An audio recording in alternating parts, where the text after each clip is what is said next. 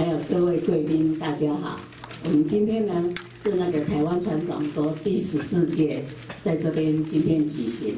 那这是第8个节目，我们今年一共有10个节目。那第8个就是这个关于台湾关系法40周年的回顾与展望啊。那我们现在先请这个召集人，我们有5位召集人，今天来了4位哈。那请4位召集人出来一下，然后请李博士好稍微介绍一下我们的活动。Thank you. Good afternoon, Ambassador Zhu Das, distinguished guests, ladies and gentlemen. Thank you for coming to join us for the celebration of the TRA, Taiwan Relation Act, Taiwan Relation Act, 40th anniversary. We Taiwanese Americans no matter we came to this country 5 years or 50 years, we still care about the national security, the social stability, and the economic growth in Taiwan. Today, we have Mr. Gerrit from Virginia to tell us the past and the future of Taiwan. And after that, he will join with Mr. Peter Chen, Mr. Wencheng for panel discussion. Thank you for joining with us. 那我们现在请那个朱大使呢来帮我们讲几句话。谢谢主持人。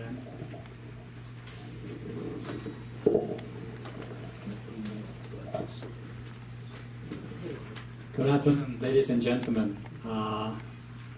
Dr. Gerrit von der Ries and Mr. Peter Chen and also Mr. Wencheng, two panelists this afternoon, and also Liu Yaoxun, Mr. Danny Liu, Senior Advisor of the Overseas Community Affairs Council, and Ms. Minnie Chiu, Senior Advisor of the OCAC, and Ms. Angela Wong, Advisor of the OCAC, and Ms. Josephine Yang, Advisor of the OCAC and the President of the Orange County Chapter, and the Chris Chiu. Where is Chris? Hi, come here. And the Senior Advisor of the OCAC as well. Yeah, it's a real pleasure for me to be here today, this afternoon. I have to apologize in advance because today I got 8 appointments, 8 schedules. I think this is a very good day, right? Yeah, it's a good day, it's a happy day.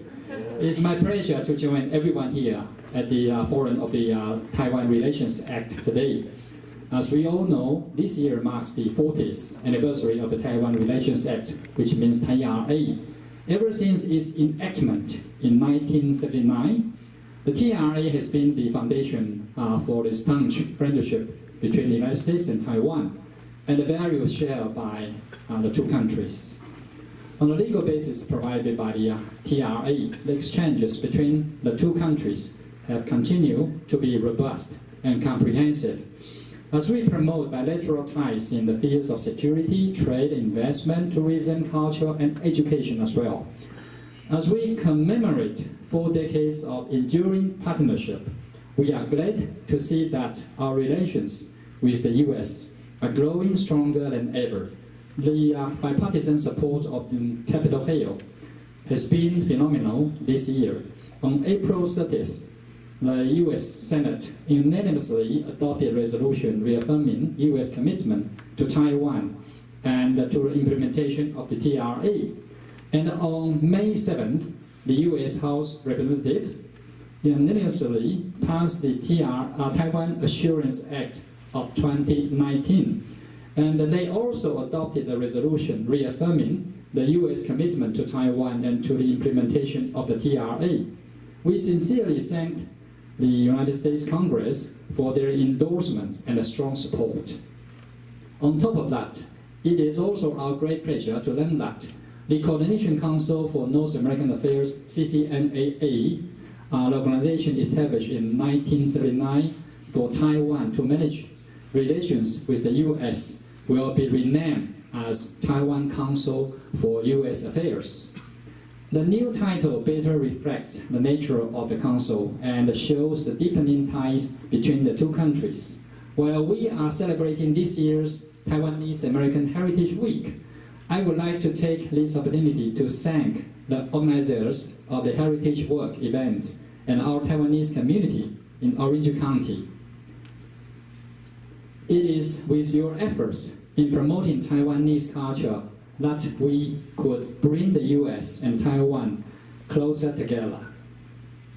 And I believe that with your support, the U.S.-Taiwan relations will continue to prosper in the generations to come. And just want to thank you very much.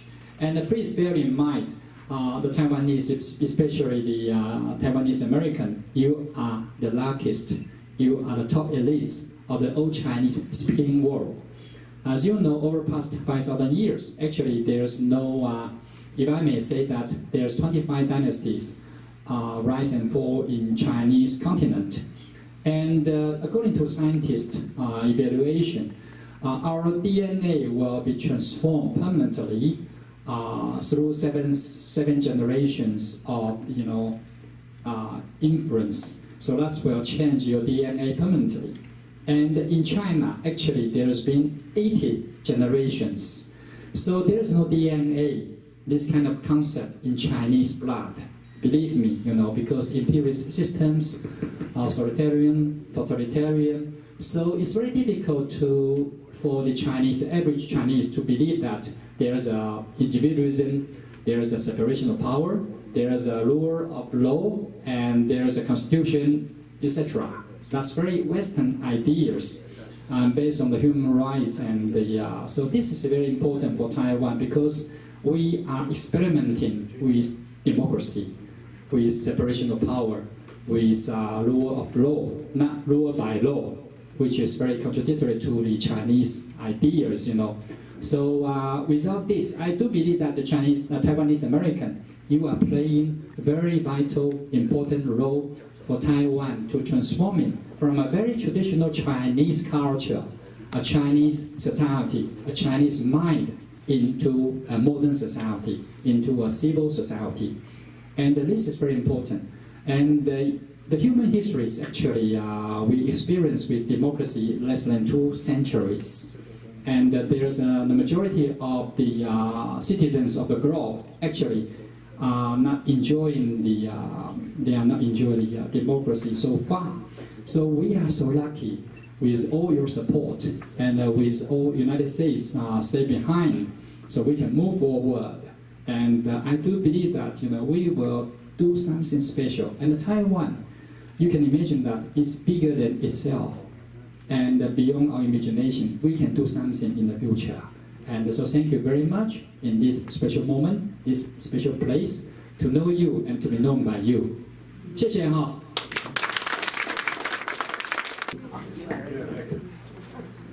Okay， 各位同样大家好。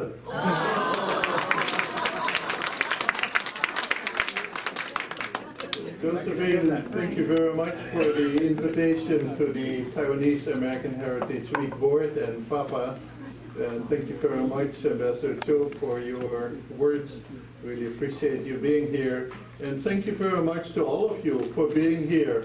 It's really great to see so many old friends and new friends. We even met some friends that we knew back in Seattle 40 years ago, so that's really fantastic.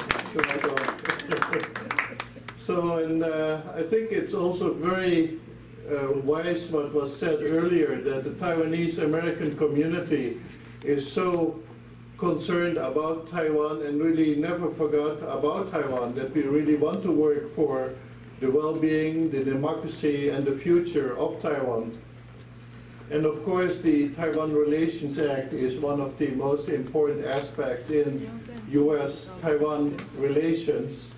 And it was passed, as was said, in 1979. And it is really a key element in preserving the human rights and democracy and freedom of the people of Taiwan. So in that respect, it's quite important. But now at 40 years TRA, we need to think about what it has done and many positive things, but also about the next 40 years and to see how it will really be possible to bring the US and Taiwan even closer together, and that the Taiwan Relations Act is not the end, but the beginning of the relationship, that it can grow and grow and grow. And that's what is very important. I hope you can read this. It's a little bit small, but I'll just go. Oh, okay. I don't even. I should work here. Yeah. Oh, that's fine. That's fine. Yeah. Well, yeah. So, as I was mentioning to some of the friends earlier, that I am now in my second retirement. I used to work for the Dutch government for many years until 2005, and then I retired from the Dutch government and started to work for FAPA. And at FAPA I worked for 12 years and retired from FAPA about 3 years ago. But still, I enjoy doing things, so I'm still teaching history of Taiwan to American students at George Mason University.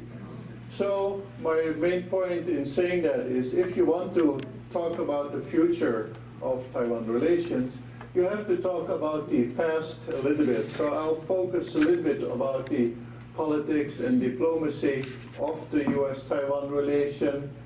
Start in the 1970s, when the current One China policy was established, and then moved over time to the present. And then at the present, I will talk about the situation where Taiwan is still isolated, in spite of the fact that it made this momentous transition to democracy. So people in Taiwan say, hey, we are a democracy. Why aren't we a full and equal member in the international community? And there are a bunch of reasons for that. But we also have to try to move through that and find good reasons. You see, okay. I'll just put it here for now. Good reasons to move forward. So going back to 71, when basically things started, you had ping pong diplomacy, we all remember that. And in July 71, so many years ago, Mr. Kissinger made a very secret trip to China via Pakistan. And after that visit, Mr. Kissinger and Nixon announced that there would be a visit to Beijing in 72. But at that point, the US still had relations with the Republic of China. And Kissinger said, well, we will gradually build down these relations. So that was the beginning of the end of the relationship between the US and the Republic of China. In the UN, they also had discussions about who would represent China. And in the 60s and early 70s, of course, that still had been the government in Taipei of Chiang Kai-shek. But during that time, more and more and more countries had become member of the United Nations in Africa and Asia, and those countries gradually sided more with Beijing. So at the end of the 1960s, early 1970s, there were a majority of countries that were supportive of Beijing instead of in Taipei. So that led to a vote in October 1971 on the famous Resolution 2758, which recognized the PRC as the only legitimate representative of China at the UN and expelled forthwith the representatives of Chiang Kai-shek. And it was adopted by a very significant majority. So hey, that means that the seat of China was not represented by Taipei or by Chiang Kai-shek anymore, but by Beijing. Did it say anything about Taiwan's representation? Not really.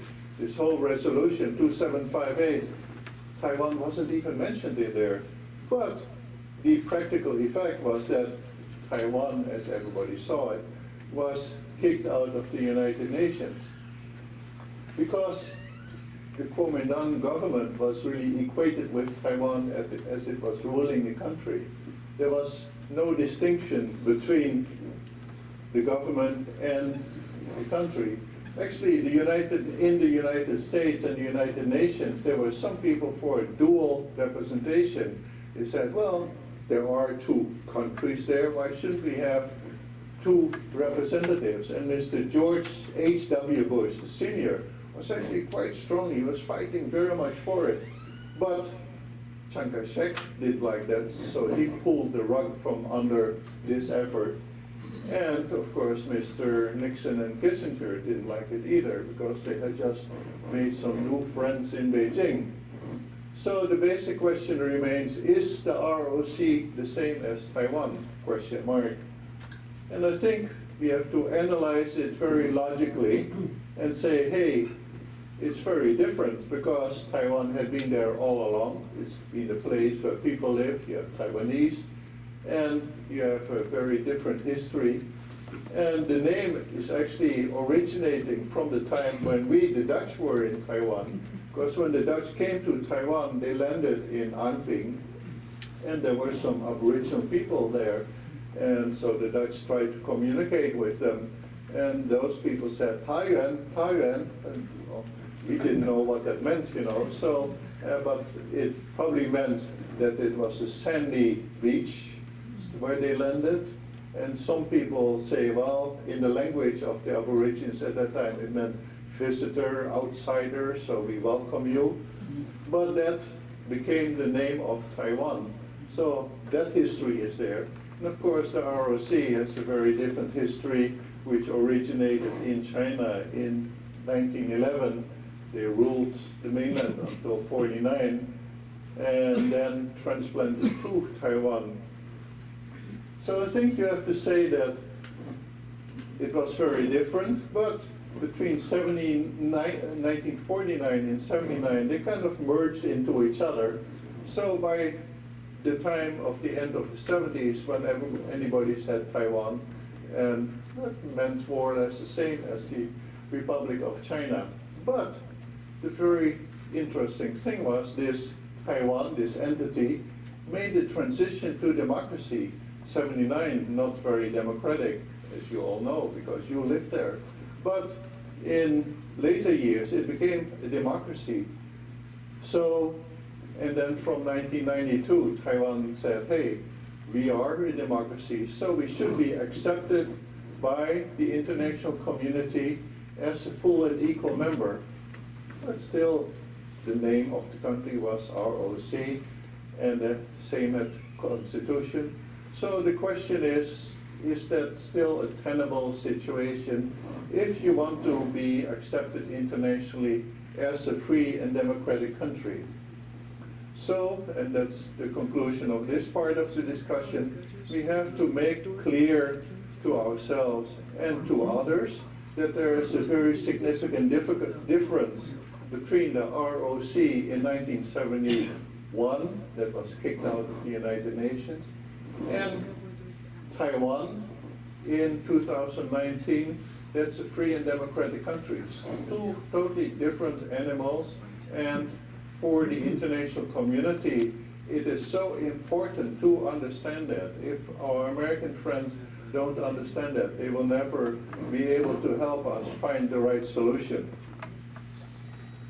So, Just going back to the 70s for just 1 minute, Mr. Nixon, of course, didn't last very long because of Watergate.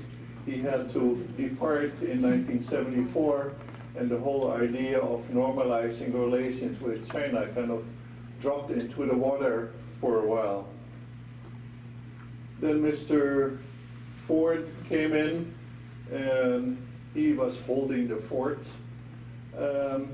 So at that time, the government in Taiwan was out of the United Nations, but there were still diplomatic relations with the United States. But internationally, there was a lot of turmoil. You had Saigon, you had the Cold War with the Soviet Union. Mr. George Bush, who had been fighting for Taiwan dual representation, was actually named liaison in Beijing. So he became, in a sense, a bit more friendly with Beijing. And all the old-timers, Chiang Kai-shek, Mao Zedong, and so on, they passed away. So, hey, you did have a newer situation. In this newer situation, Mr. Jimmy Carter became president of the United States, and at that time, still diplomatic relations with Taiwan. Chiang Kai-shek became president. A lot more turmoil internationally, fall of Saigon, and then in May '78, Mr. Brzezinski flew to Beijing. And Mr. Brzezinski was a Polish gentleman who was in the United States, of course, and he was the main advisor for President Jimmy Carter. And Mr. Brzezinski was Polish, as I said, but he didn't like the Russians at all. So he was trying to find a way to really damage the Russian position. And what is a better way to damage the Russian position than split the communist camp and have friendly relations between the US and China? So Mr. Brzezinski was pushing very hard for totally different reasons for better relations with China and normalization of those relations. So that, at the end of '78, led to the normalization, which was started by a Republican president and done by a Democratic president. So I think both sides are a little bit to blame here, both Democrats and Republicans. So what happened? They had this so-called second communique. They had the first one, Shanghai Communique, in '71. So in this communique, they recognized the government of China in Beijing as the sole government of China, continue the commercial and unofficial relations with the people of Taiwan, and acknowledging the Chinese position that there is but one China and Taiwan is part of China. So this is actually a little bit different from the first Shanghai Communique, but I won't go into that. But the main thing is the word acknowledging, and I think you've heard a lot of talks about that. Acknowledging means I kind of take note of your position, but I don't agree with your position. So the US sees that China has this position, but it doesn't quite agree with it. So in the US, you had a lot of backlash against this normalization, because traditionally, people like Goldwater and Jesse Helms had been very strong supporters of the ROC government of Chiang Kai-shek, and they traditionally backed free China. And as we know, of course, it wasn't really free, and it wasn't really China either. So free China is a bit of a misnomer. So that didn't sit well, and Congress wasn't very happy either, because Congress had been totally bypassed by President Carter. So they started to work on a document to regulate the relations between the US and Taiwan, and that became the Taiwan Relations Act that was passed in 1979. So that was indeed the starting point for the Taiwan Relations Act. As you see, very tumultuous and very unorganized in a sense. That Congress had a very different perspective from the US government, but it actually came out pretty well for the situation at that point in time. But the situation didn't end up pretty well for Jimmy Carter, because right after that they had the Iran hostage crisis, which means the end of the political life of Mr. Carter. A few more key elements of the Taiwan Relations Act that I think you all know by heart, so I'll just skip through it pretty quickly.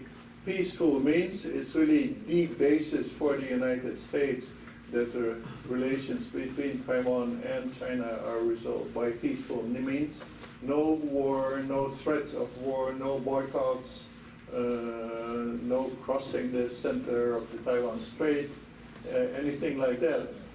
So, and any attempts to resolve it by other than peaceful means, including boycotts and embargoes, are a threat to the peace and security of the Western Pacific.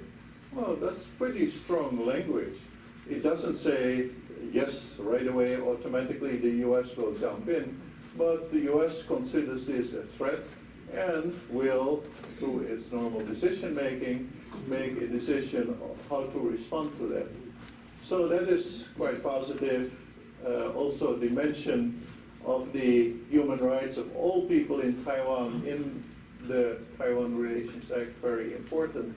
That really was the basis why so many of you and the friends in Taiwan and the people in Congress started to fight for human rights in Taiwan in the early 80s. So that really helped us in the early 80s to fight for human rights and democracy in Taiwan. Two more elements of the Taiwan Relations Act that are very well known: provide arms with a defensive character, and for the US itself to maintain the capacity to resist any resort of force. So two very important sentences that really constitute the basis why the United States has always consistently, almost always consistently, because there's some exceptions, provided arms to Taiwan.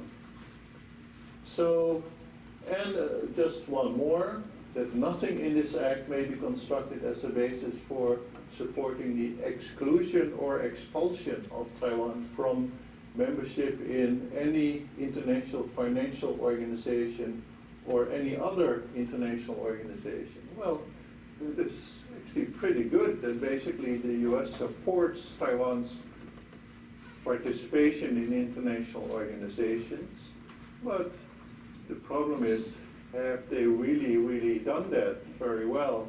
And I think until pretty recently, the US hasn't done that very well, and we'll come to that later. At this moment, I think the State Department is working very hard to help Taiwan in international organizations, but until a few years ago, that was hardly the case. So, but I'll get back to that. The Human Rights Clause, just to show the faces of the people who were behind that. President Mr. Claiborne Pell and Jim Leach, and they were really instrumental for us in the late 70s, early 80s. And that was because of the Taiwanese American community. It was people from the Taiwanese American community like Chen and others who approached Pell and Jim Leach to say, hey, we are not a democracy in Taiwan. Can you help us? So they really helped a lot, together with a couple other people that I don't have the picture here of. It's Stephen Solarz and Senator Ted Kennedy. So those four guys were our gang of four in the US Congress. Very, very helpful to have those people. And that was really the start of the support from Congress that you still see now. But at that time, only 4 people out of, what is it, 435, something like that? 535, sorry. So then I jump, let's see. Oh, okay.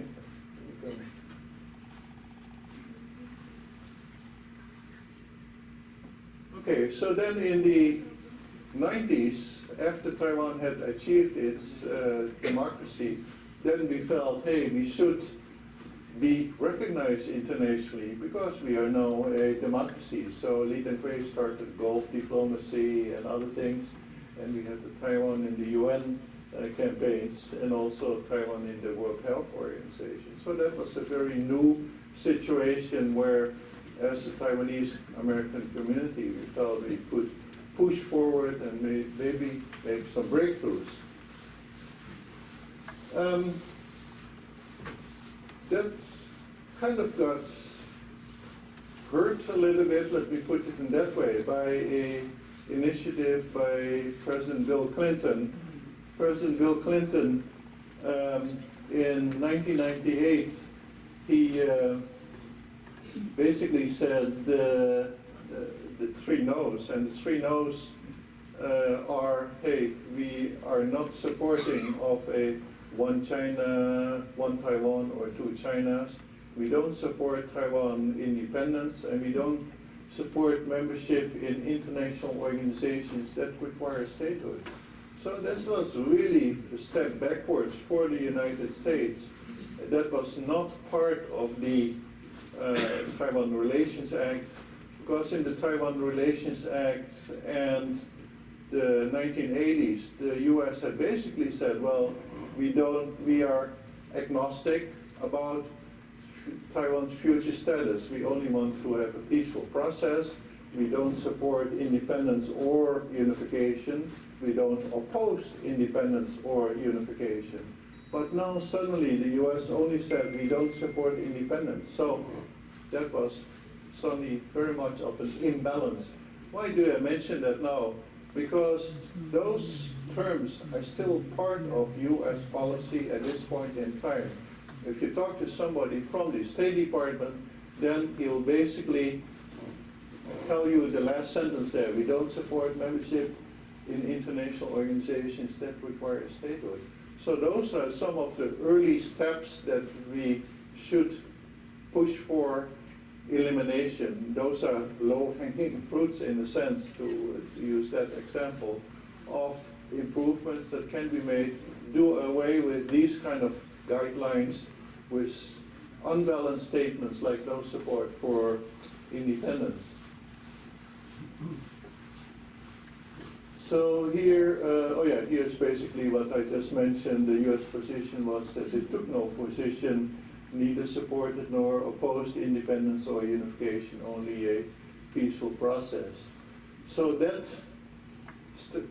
status quo from the US side is something that even people in Congress now feel rather uncomfortable with. They feel that we should move towards a policy that's more outcome-oriented. The policy of the US until now has been process-oriented, only peaceful process, and what you end up at the end, we don't care, basically. But now people in Congress are saying we should care for the future status of Taiwan, because that is something that is of importance to the United States. We want a free, democratic Taiwan there. We want a Taiwan that conforms to international norms and guidelines. We don't want a Taiwan that's under Chinese control. They won't say that aloud, but that is basically what they do mean. So people like Mr. Ted Yoho, who was the chair of the subcommittee Asia Pacific until recently, that's what he said, that we want to move towards a new status quo which really represents the situation of Taiwan now as a free and democratic nation, and that allows Taiwan to be itself.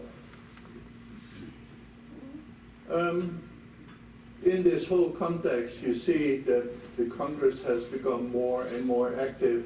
The Taiwan Travel Act was passed last year, participation in international organizations, resolutions over so many years by people like Robert Andrews in New Jersey, Scott Gerrit in New Jersey, Steve Shabbat, Ed Royce here from Orange Country.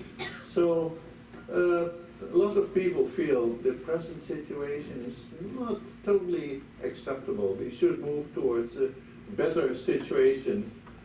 even the State Department has done something that tries to resolve, not resolve it, but to improve the situation for Taiwan in terms of international organizations. China has a grip on organizations like the UN, World Health Organization, Interpol, ICAO, and so on and so forth. So to get direct access to those organizations for Taiwan, pretty darn difficult because China basically controls the vote there. They have so many supporters in Asia, Africa, Latin America. So for the US and Europe, each country has only one vote. So hey, difficult to break through that. But what the State Department has done together with Taiwan, set up this global cooperation training framework program where Taiwan, together with the United States, organized meetings, usually in Taiwan, about important issues, you know, women's rights, human rights, information technology, influence operations by China, and so on and so forth. And for these meetings, they invite specialists from Indonesia, from Malaysia, from other countries in Southeast Asia. So suddenly those countries are talking with people in Taiwan about important issues. And in that way, you kind of bypass the United Nations. And then this year, you had the, last year still, the Asia Reassurance Initiative Act by Cory Gardner, who is in Taiwan right now. And why is he in Taiwan? Because he feels so strongly about Taiwan and wants to support Taiwan in any way possible. So I think that is really, really good. This Asia Reinsurance Initiative Act is much broader than just Taiwan, but Taiwan is a very crucial element in that legislation. The same, the Taiwan Assurance Act that was introduced both in the House and the Senate, that where the U.S. will really be much more supportive of Taiwan's international space. Another element of U.S. support was the formal opening of the AIT embassy building in Taipei, big event where they had a lot of people. So they wanted to show, hey, with this building, we are here to stay. We are not just here temporarily, but the building represents a long-term investment of the United States in Taiwan. Then last but not least, the Senate's number of senators sent a letter to Speaker Pelosi urging her to invite President Tsai to just a joint session of Congress. Well, I think what the senators are doing here is send a signal to China. If you keep on pressuring Taiwan, if you keep on pressuring Tsai Ing-wen, then we can do some things to help Taiwan. You know, so this is a very important signal. Whether it happens this month or next month or in the fall or next year, I don't really know. But it is an important signal by the Senate side to the US government and to China, hey, keep your hands off Taiwan. So in Taiwan itself, President Tsai has followed a very pragmatic approach. She has continued the official ties with allies like Paraguay, Honduras, Nicaragua, Guatemala, and so on. South Pacific in June last year. And then there's an upcoming visit again to the Caribbean in, I think, later on this summer. So that is important to hang on to the ties with the countries where you do have formal diplomatic ties. But even more important is that Taiwan enhances, deepens its substantive relations with US, with Japan, with South Korea, and the EU. I think those countries really do matter because they are bigger, more influential internationally. So it's very important, for instance, the past weeks that France, Germany, England have expressed themselves in support of Taiwan in the World Health Organization. Happened never before. This is the first time that that happened. So I think that is the important signal that more countries are now interested in being more supportive of Taiwan. And Taiwan itself has also followed a very good policy with the new southbound policy, focusing on Australia, New Zealand, and Singapore and India. So that is really laying the groundwork. One cannot just jump and say, hey, I'm becoming independent. You have to build up support for that with other countries in Asia, Latin America, and Europe and the United States. So the question is also, what do the people in Taiwan themselves want? So I've just picked up on a couple opinion polls on that, that basically 75% of the people say that the government in Taiwan should continue the annual United Nations bids. 70 people say that this should be done under the name Taiwan. 85% say that cross-strait relations status quo should be maintained. Well, what is the status quo? For Taiwan, the status quo is that we are a free and democratic country. We elect our own government. We have our own military. We have our own foreign ministry. That is the status quo. So we shouldn't be turned off by the word status quo. We should interpret it in our own way, the status quo as we define it. So that is quite important. And of course, a lot of people say, well, one country, two systems is totally untenable. It's not something that we in Taiwan want. You can see the example in Hong Kong. That's very disastrous. A couple more on this whole issue of status quo versus unification and independence. If you just ask people, what is your opinion, status quo, unification, or independence? Most people will say, well, status quo. And then a smaller percentage say independence, and even much smaller unification. But if a choice exists, then you see that the large majority are for independence, a smaller group, 18% for unification, and then a number of people say, I don't know. But this really shows that the status quo is much closer to independence than it is to anything else. And I think that's an important point that we should continue to use in our communications with our American friends in particular. Status quo is not something static, it's very dynamic, and I think that's important.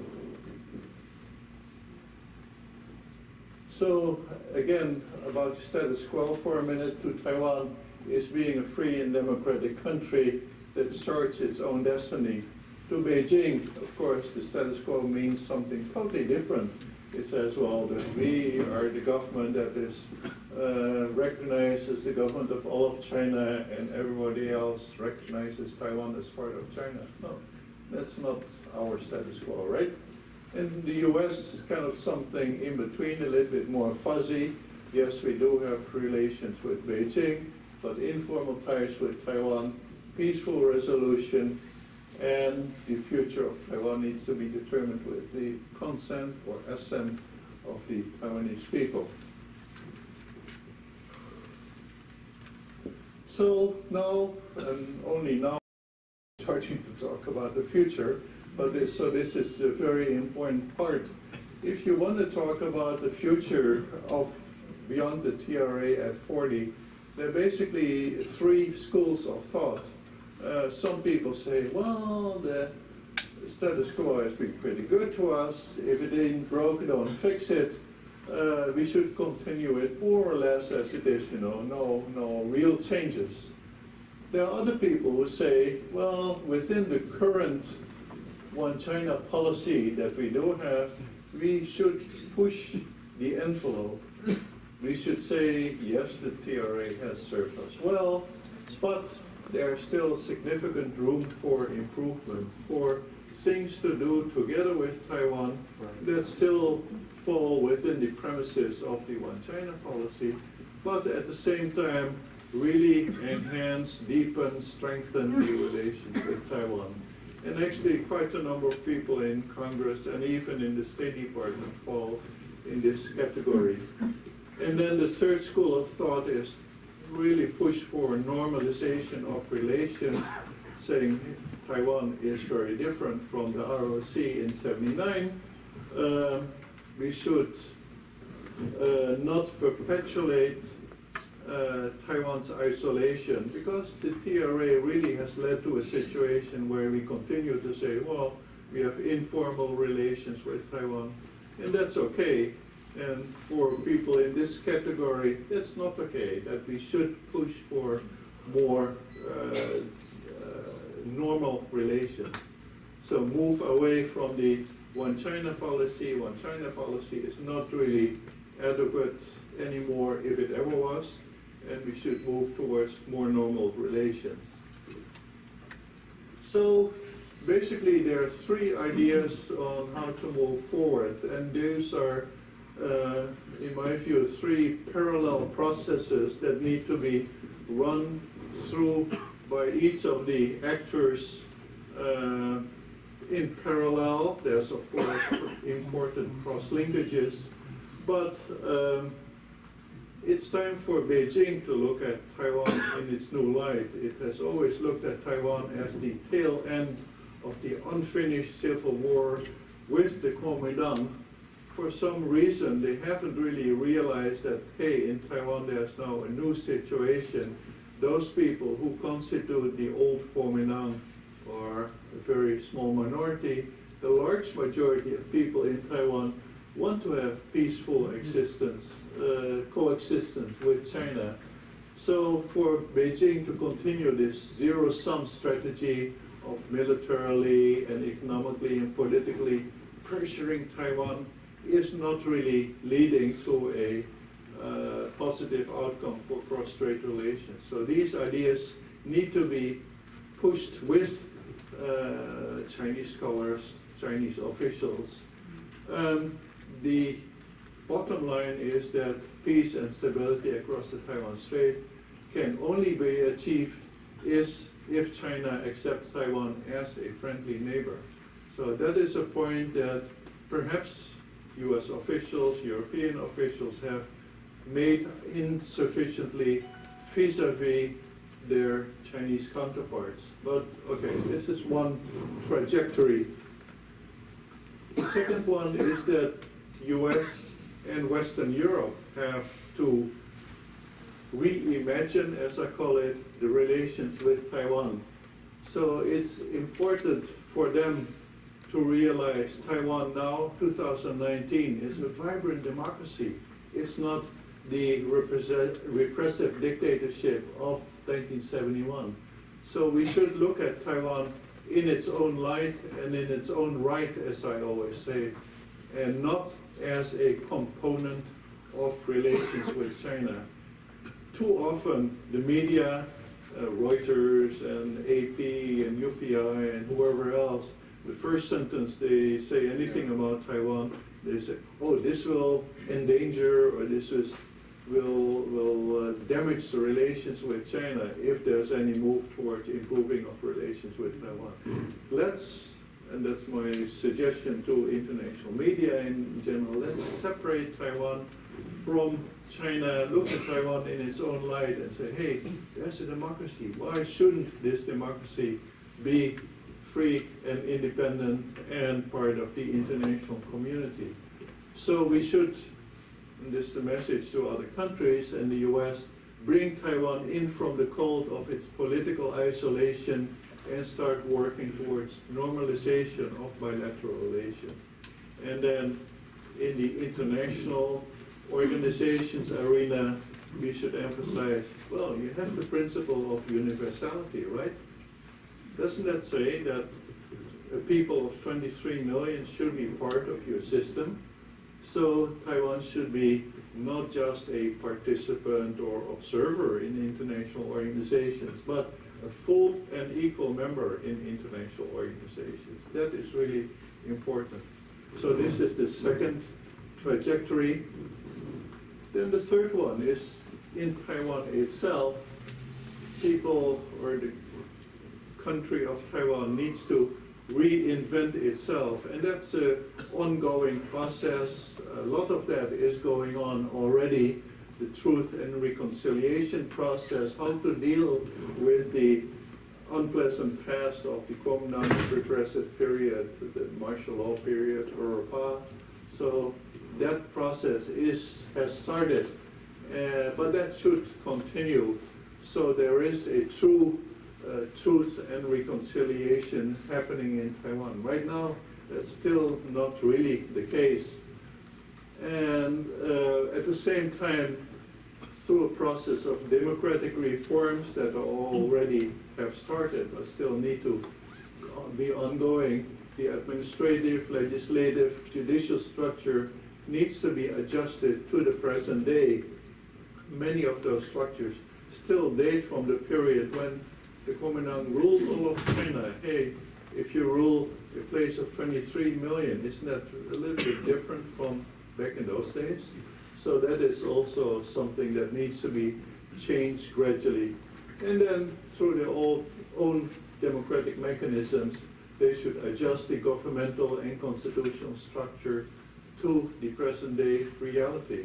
Well, those are a lot of words, but that basically means, hey, we should go in Taiwan at some point in time through a process of constitutional reform that is needed.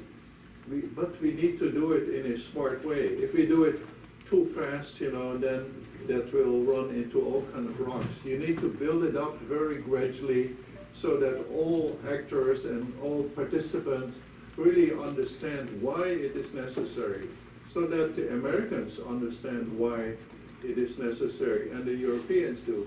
So that is a slow process. I realize a lot of us feel very frustrated by the slowness of the process, but it is really essential to do it in a gradual fashion. So those are the three parallel processes that I think would be necessary. Again, they are interacting with each other. China itself will not go in this direction if you leave it to their own goodness.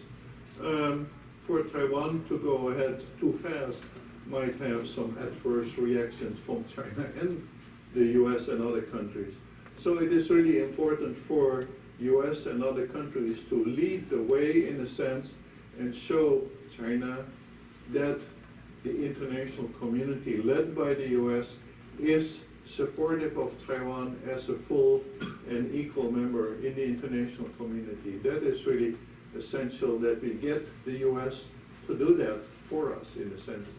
And that is the key message from this presentation. So thank you very much for your attention and look forward to the discussion.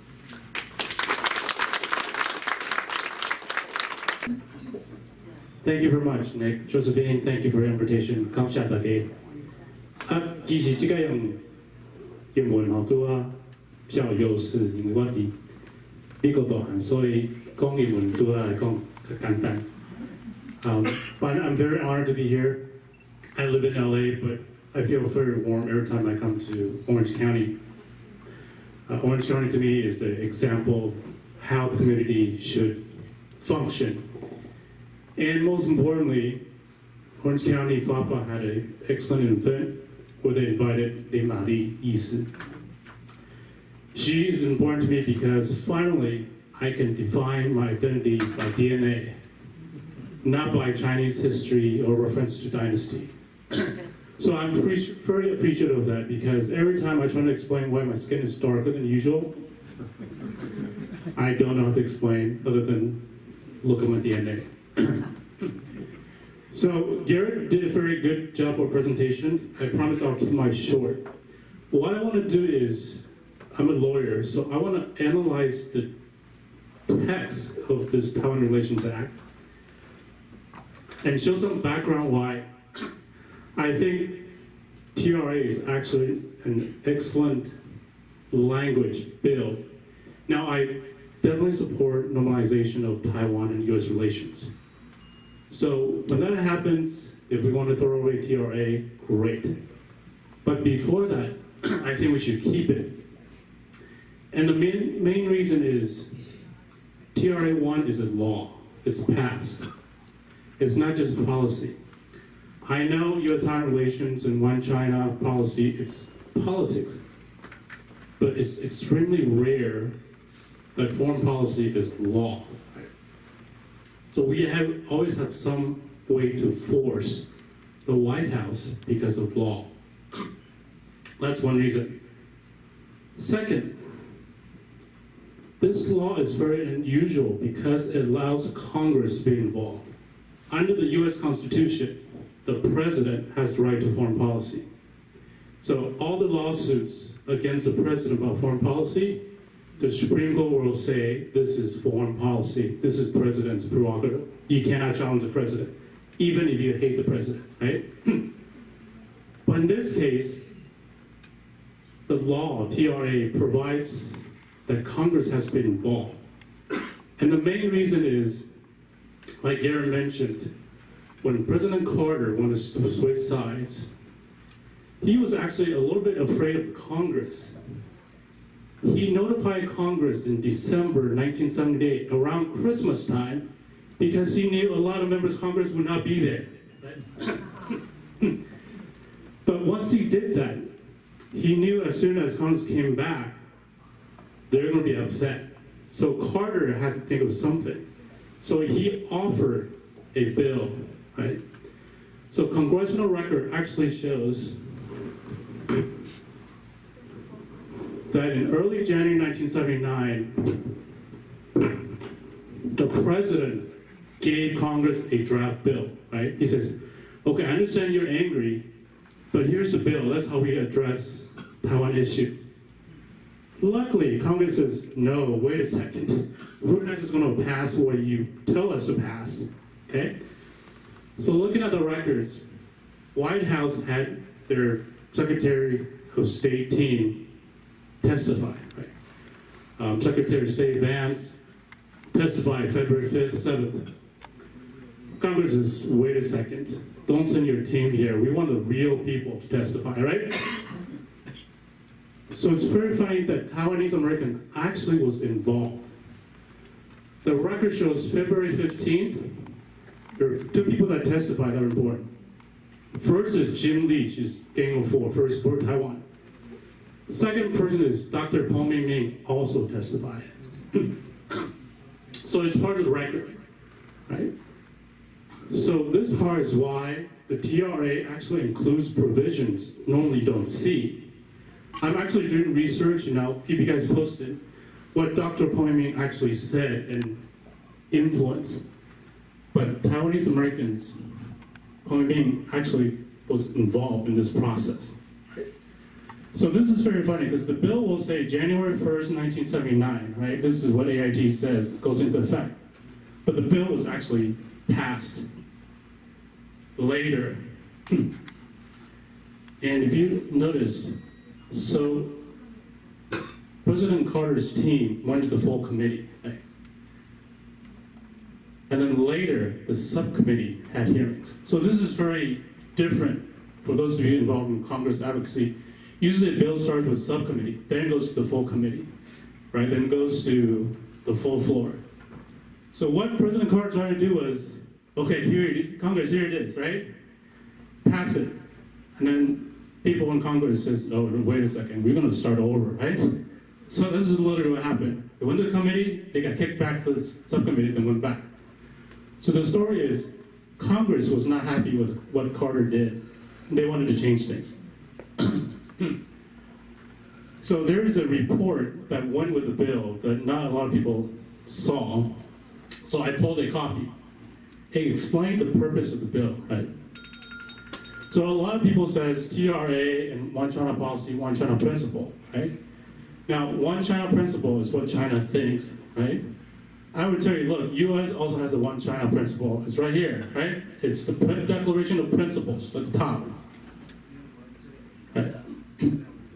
Principle governing U.S. policy towards Taiwan is the protection of Taiwan's security. That's the U.S.'s principle, right? The purpose of TRA is to protect Taiwan's security. It's stated right here in the beginning, right? Now, a lot of times, different administrations, they have different policies. But if you go back to the whole purpose, I would tell China, hey, yours is one China principle, it's to protect Taiwan. So it's not China's one China policy. Let's also look what the report says.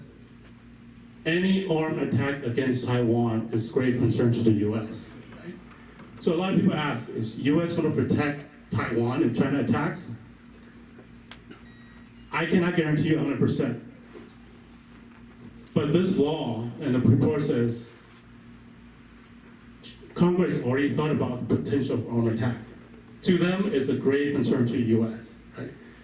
This is as close as telling you they will defend you without having to sign a treaty for it. Now, this is also a lot of part is U.S. is going to provide arms and defense. So this is what we know. So this is what actually was passed. Notice there's a provision that says it is the interest of the U.S. in human rights, right? Preservation and enhancement of human rights of all people of Taiwan are the objectives. So like Gerrit said, Jim Lee should really care about human rights. So this is the part where I thought is smart.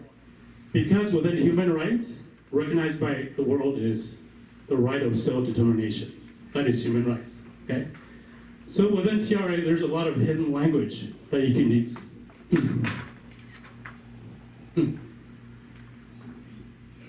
Now, this is the implementation of U.S. policy. This is law. It says the president and Congress should decide how to defend Taiwan, right? Usually just the president. Now the Congress must also be involved, okay? And both the president and Congress has to decide how to respond to danger to Taiwan, okay? This is the part I both appreciate about TRA. It allows Congress to be involved. And what does that mean? That means it allows us, Taiwanese Americans, to be involved. Otherwise, in foreign policy, if you can't enter the White House, you can't talk to the president, right? But now we can say Congress has to be involved too. Now, people ask me, is there a way to prove that Taiwan is treated as a country by U.S.? Okay. We know there is no normalization.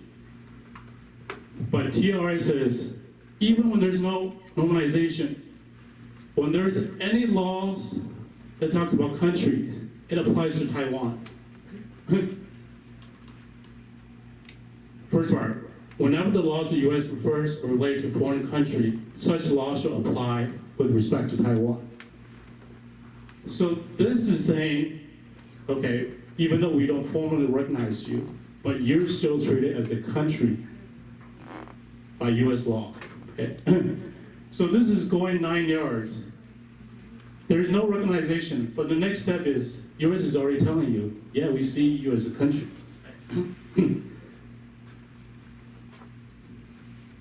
Number 6 is where I think Taiwanese Americans did a lot of work. The concern was when U.S. switched sides, all the immigration quotas would go after China, right?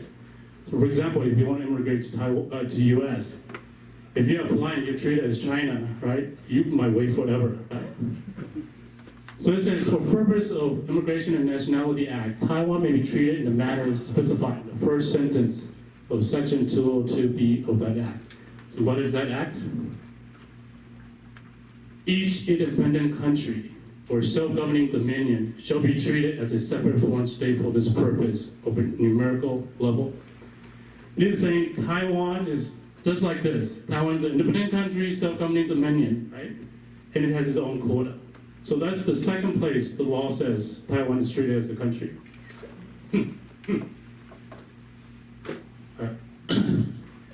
Now, lastly, this is how they decided to treat relations. So U.S. side, they created AIT, American Institute in Taiwan.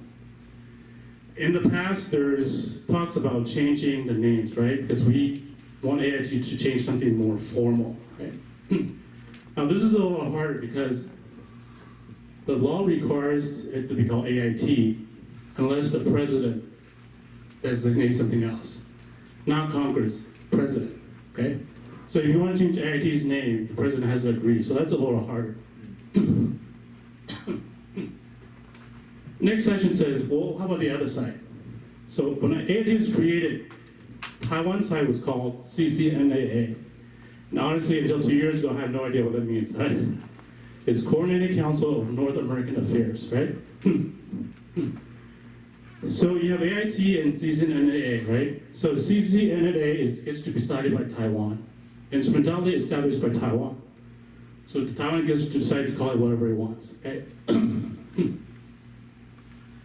So in 1994, and this is the part why I think Clinton is both a brilliant politician and kind of evil, because he went to China, promised something, right?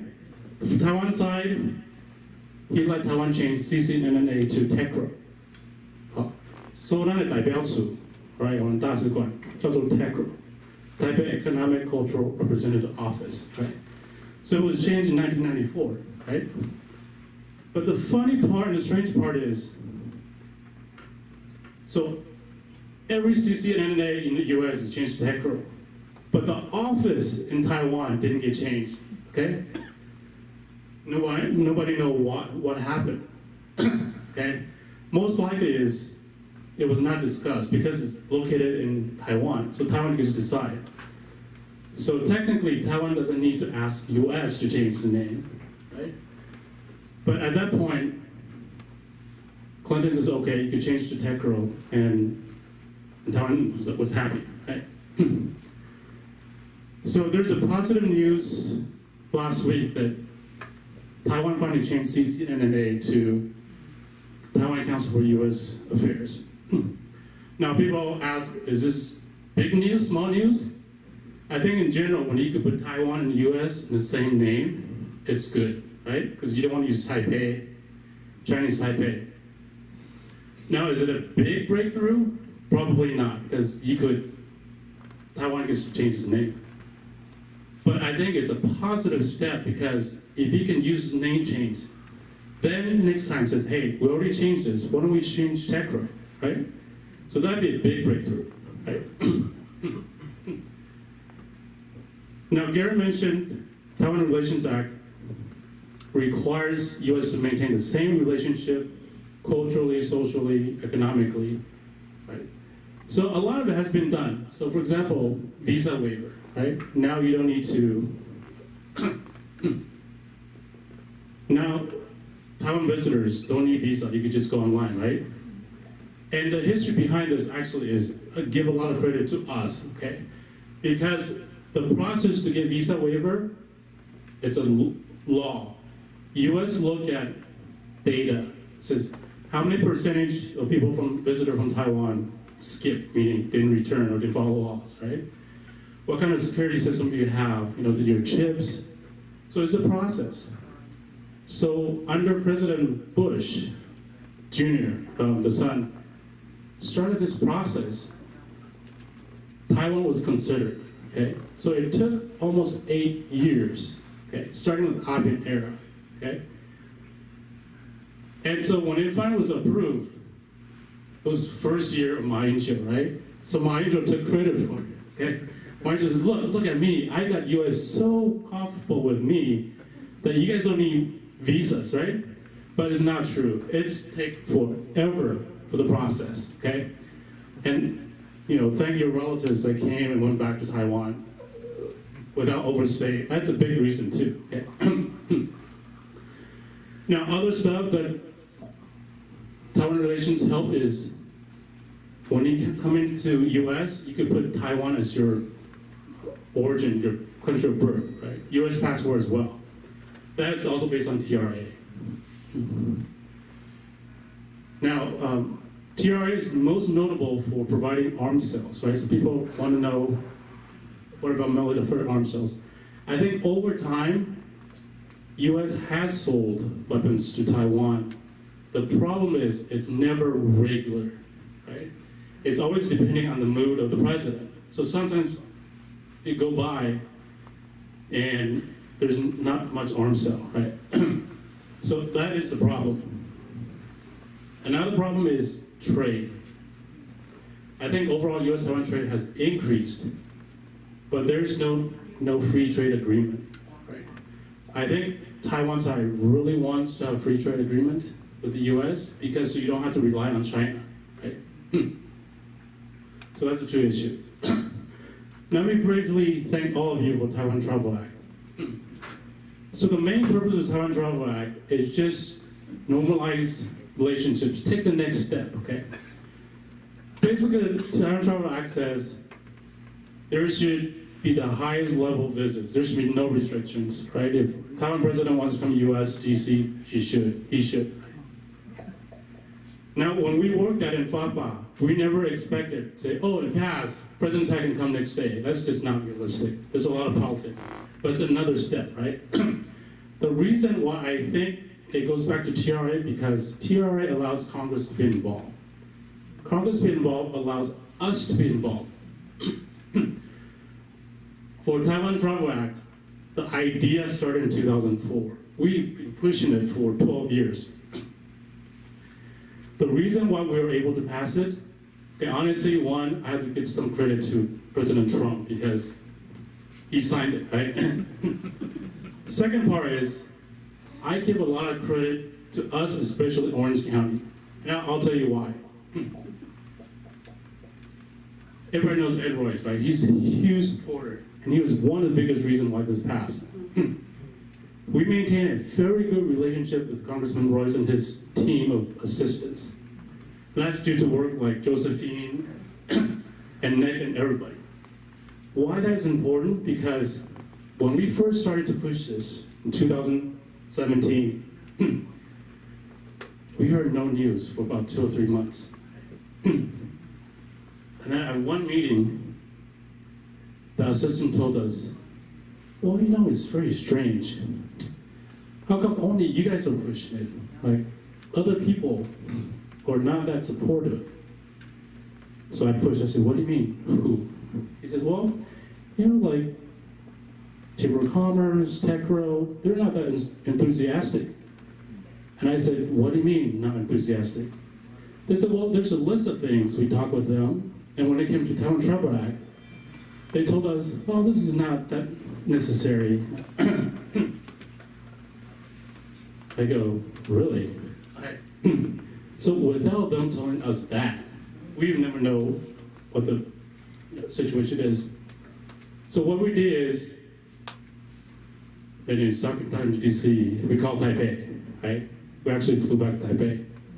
And we were very appreciative. Tsai's team was supportive. So I don't know what happened between Taipei and DC. All I know is after we visited, within a week, we got a phone call from TechRo says, let's sit down and work on this, right? So after that, it went very smoothly, okay? And after that, all of you members pushed. We got 87 co-sponsors. Huge, and it passed, right? So it would not have happened if we didn't have do the groundwork, kept in touch with the team and their assistant for them to tell us what the problem is, and then for us to create momentum, right? So this is why it goes back to TRA, allow Congress to be involved, and allow us to be involved.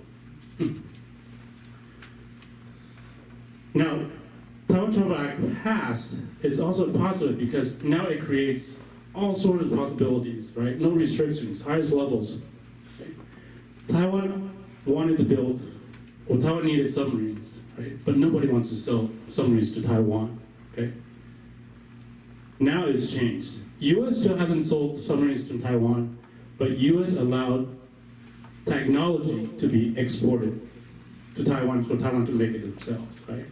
So without this technology, Taiwan, it's very difficult for Taiwan to make their own submarines, right? So this is another reason how the fact that Congress is involved, how you guys are involved, helped.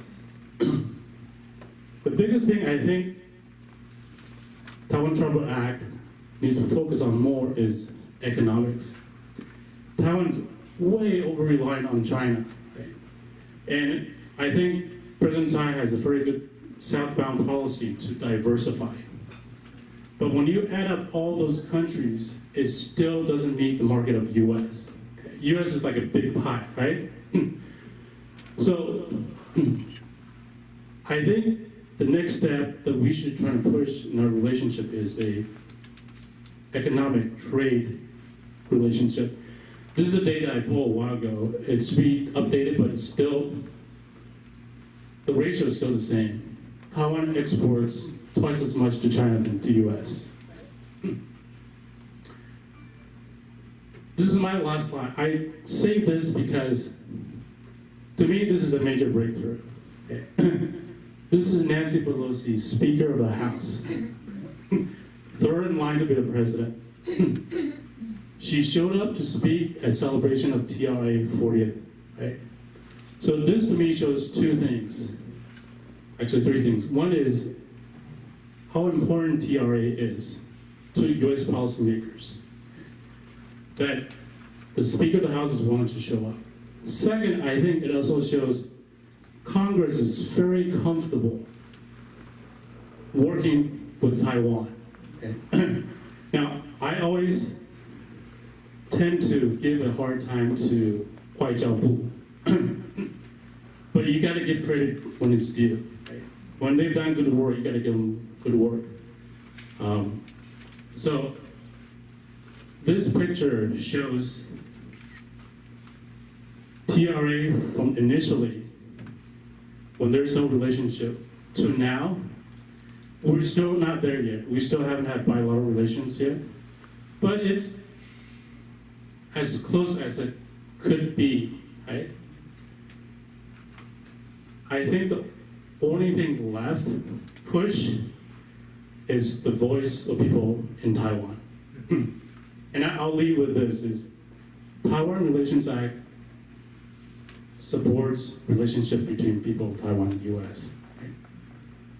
Up to this point, I think it's overseas Taiwanese Americans more vocal than people in Taiwan. Right? So for us to cross that final bridge, I think it has to be up to the people of Taiwan to have a strong voice, even louder than ours, that says it's time for us to be country-to-country relations. And I think at that point, it'll make our job a lot easier. And I could even say maybe at that point, maybe all of us can go back to Taiwan and celebrate. Thank you.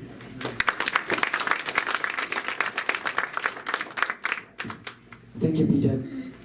Nice presentation. I know you may have a question, but hold it, because we have a third presentation from Lin-Wen, who is the chairman of Institute of Taiwan Study. And also he's the executive editor for Pacific Taiping and Sibao. Okay, go ahead.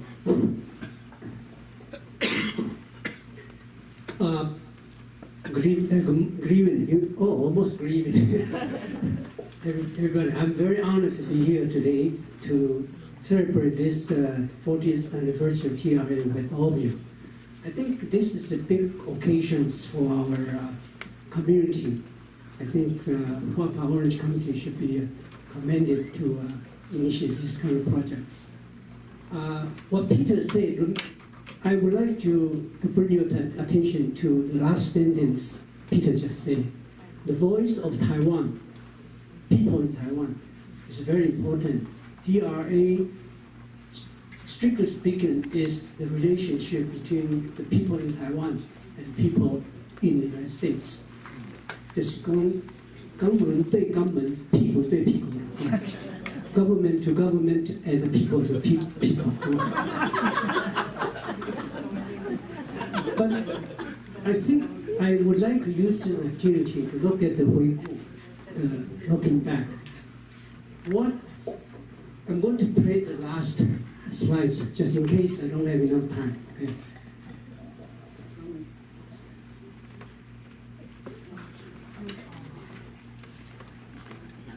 Okay.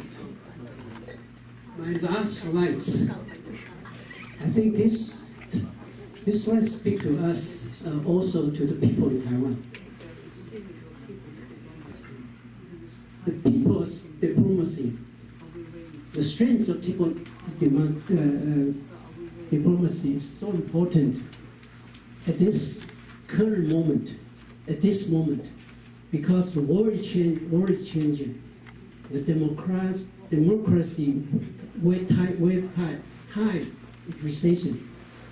Okay, you can see all the authoritarian regime, one and another pop up from Europe, Italy, Hungary, Finland, Poland, and Turkey, and all the countries. And so are we ready? We means the people in the United States, Taiwanese American, also the people in Taiwan. I can tell when I went back to Taiwan, they always ask me, what can we do? Our voice is so small and we don't know why. So today I want to relate it to you. What did we do at that historic junction in 1979? The Taiwanese Americans, part of Taiwan, their efforts to make a lot of things happen. Okay, so that's my focus will be very short and very narrow, not as broad as Gary and Peter. Okay, let's go back to my first slides.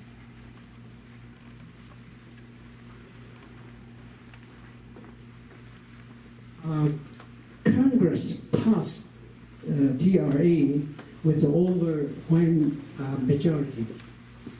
This is the historic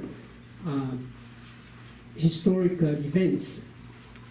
In the United States, 200 years, there are only very few occasions the Congress actually passed a law to rebuke the incumbent president's foreign policy. Number one, we all know back in 1917, when Woodrow Wilson promoted the idea of joining League of Nations, and Congress passed a law to stop him. That's the first, one of the very famous example. The other example is before Japanese attacked Pearl Harbor in 1940, right? 41. The Congress actually passed a law declare the United States neutrality, 中立, that rebuked President Roosevelt's preparation for war. And then TRA is one of the few examples in history of United States 200 years. So it's very, very significant. The overwhelming majority. And this one made in China. Someone fix it. It's broken.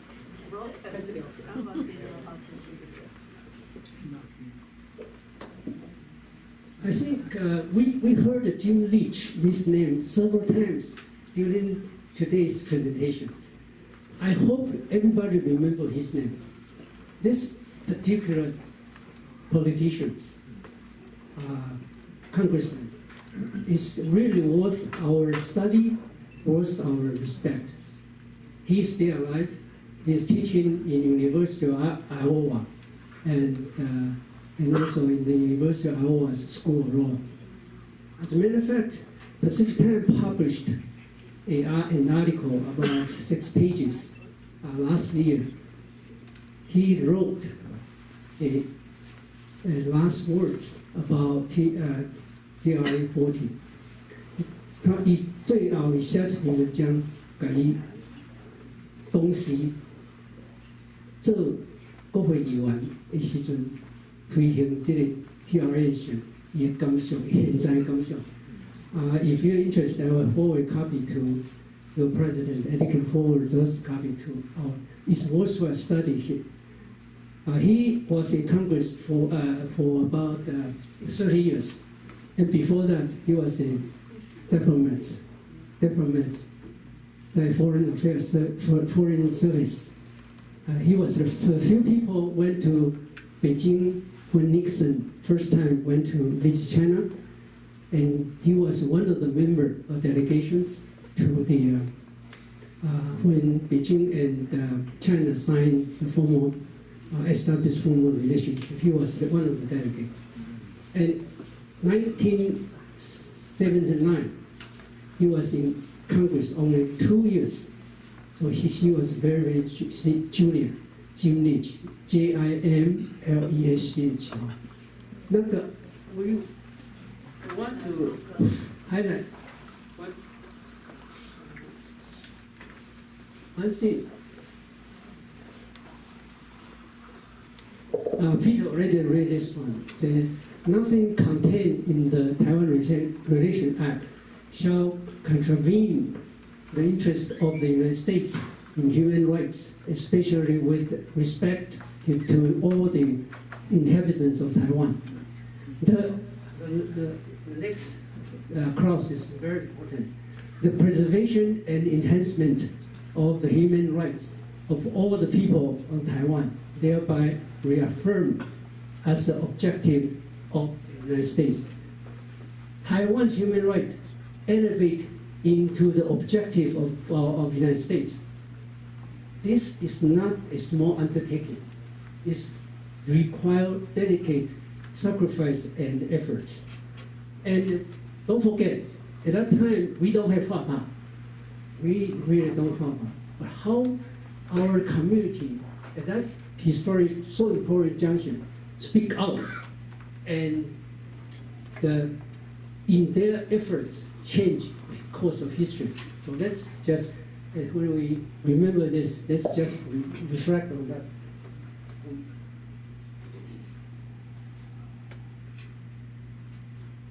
Congress passed law. I would like to use this example, the healing, 听证. There are two separate hearings. One is Congress in Chong-Yen. One is in Senate. Because of time, I just want to use what happened in the Senate, give you some idea, what kind of effort Taiwanese Americans put into it, as Gary and Peter already related. In Senate, there are 4 hearings, February 5th, 6th, 7th, 8th, 21, and 22nd.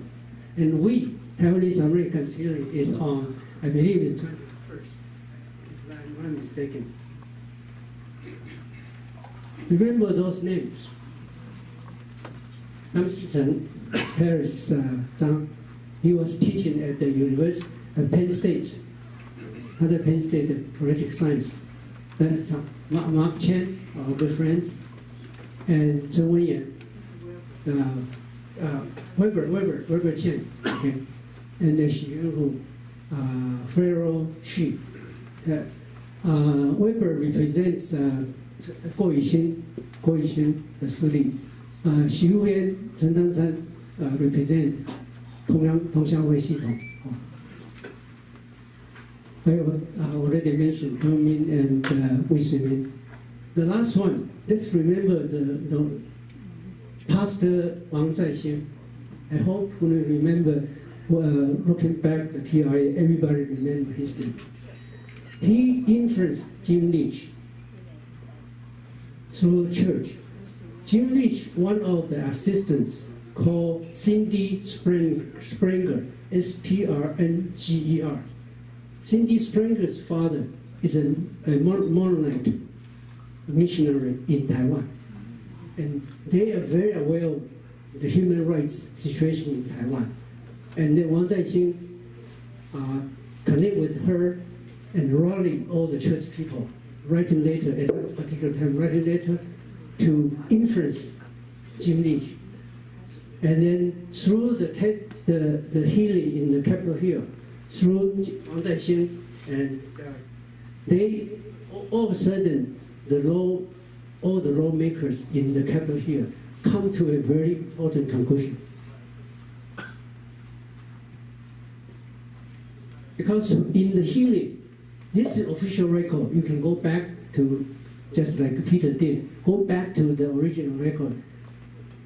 Those topics, okay, were mentioned very detailed.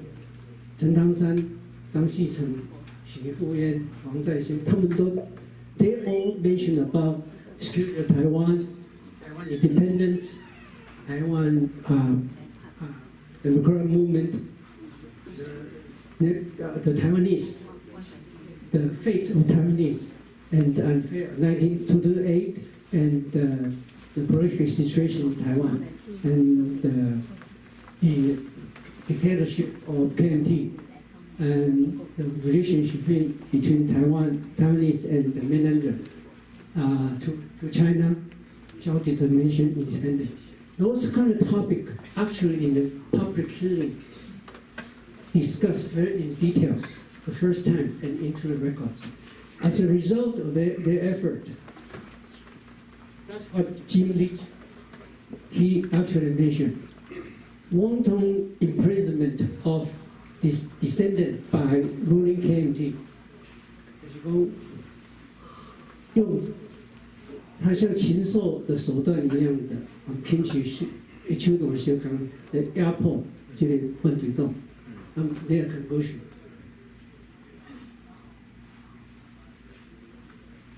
I want you to remember Mark Chen. He is one of our good friends.